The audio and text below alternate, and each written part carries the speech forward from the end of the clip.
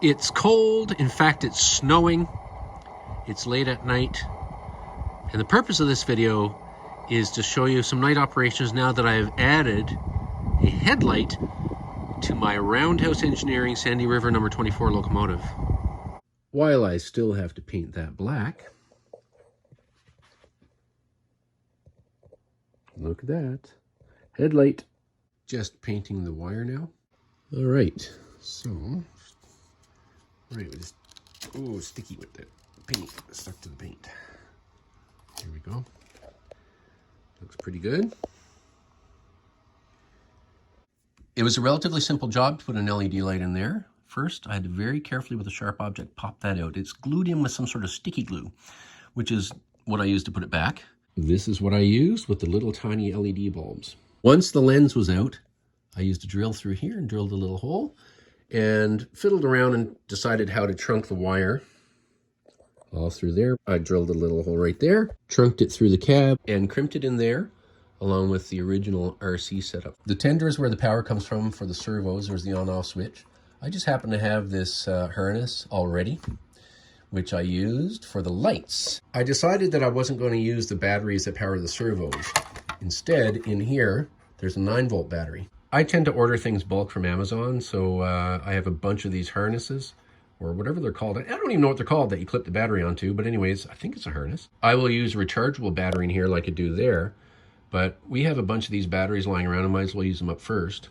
To prevent the battery clinking around and banging around, I just happen to have this little bag. I don't even know where it came from, and I put the battery in it. Voila!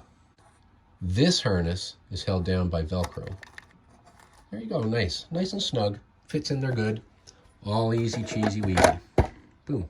As you can see, I've got lights in my passenger cars, including rear end marker lights. Earlier videos showed some of these rail cars running, but with bright, you know, the white, like that kind of white LED, but I've got softer white, sort of a warm white LEDs put in there now. And also here are my birdhouses, which are the subject of another video, which I'll leave a link on the screen at the end of this one. Here's some more of them.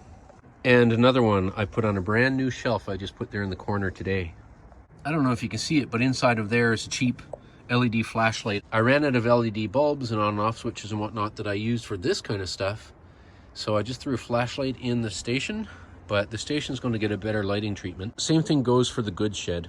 I just threw a flashlight in there. It's also going to get a nice treatment, including LED lamps up and under the eaves. As seen in past videos, this locomotive is equipped with full radio control.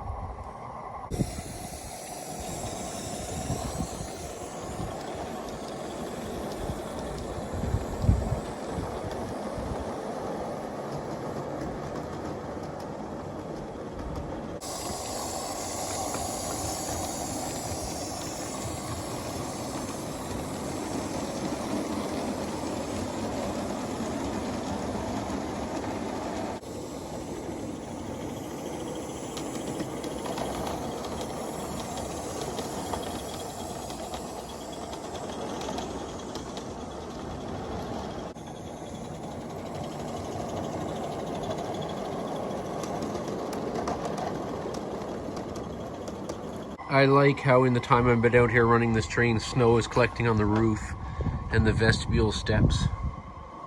It's kind of cool. If I turn on a background light there, you can see the snow that's accumulated in the time I've been out here. Snow has been accumulating on the roofs of the buildings. It's a wintry wonderland out here. See, if I put on a bit of background light, you'll see it. However the camera balances things, that blue light at the end of the train didn't look nearly so blue to the naked eye. In fact, it looks stark white. Everything else looks correct.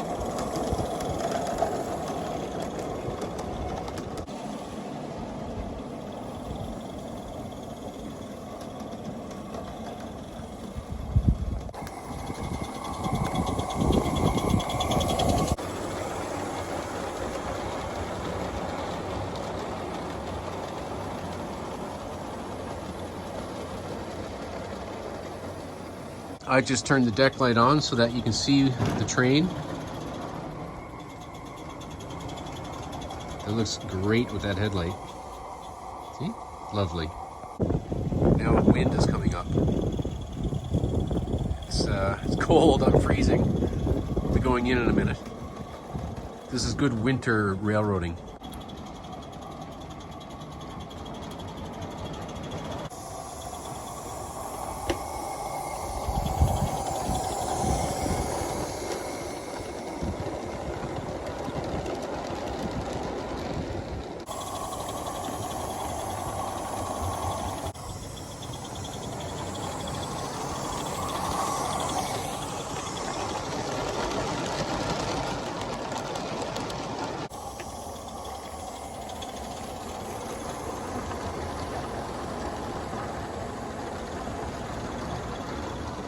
So the train is stopped in at Roundhouse Station. Just waiting the conductor to give the all clear.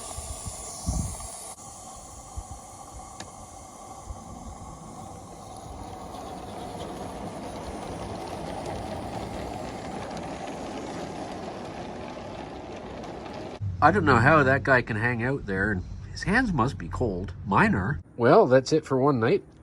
Yep, it's cold. Gonna go in the house.